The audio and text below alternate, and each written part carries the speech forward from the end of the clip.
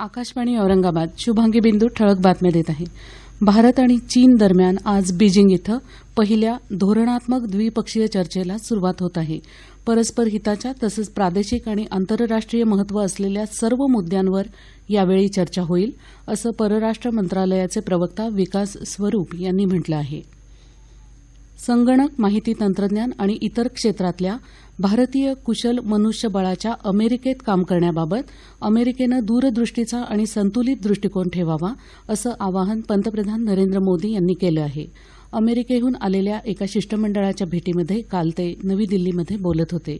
या कुशल भारतीयांचं अमेरिकेच्या अर्थव्यवस्थेत आणि समाजात भरीव योगदान असल्यामुळे अशा भारतीयांबद्दल अमेरिकेनं संतुलित दृष्टिकोन ठेवणं गरजेचं असल्याचं पंतप्रधानांनी नमूद केलं. छत्तीसगड राज्यातल्या दंतेवाडा जिल्ह्यातल्या नारायणपूर जवळच्या अबुझमत जंगलात पोलिसांनी केलेल्या कारवाईत 7 माओवादी ठार झाले. माओवाद्यांच्या विरोधातली गेल्या काही महिन्यातली ही सर्वात मोठी कारवाई आहे.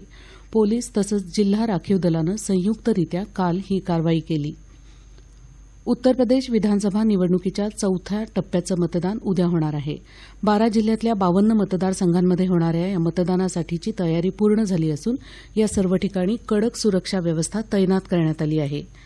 स्मार्ट सिटी योजनेनंतरच्या स्मार्ट पंचायत या केंद्र सरकारच्या पुढच्या योजनेचा मसुदा तयार करण्यासाठी नवी दिल्ली इथं एक बैठक झाली. या बैठकीमध्ये महाराष्ट्रातून उस्मानाबादचे जिल्हाधिकारी डॉ. प्रशांत नारनवरे सहभागी झाले होते. या संदर्भात स्थापन करण्यात आलेल्या स्मार्ट पंचायत समितीसाठी देशभरातल्या 30 सनदी अधिकाऱ्यांची निवड करण्यात आली असून डॉ. नारनवरे यांचा त्यात समावेश आहे. संक्षिप्त बातमीपत्र संपलं. आमचं यानंतरचं बातमीपत्र दुपारी 1 वाजता.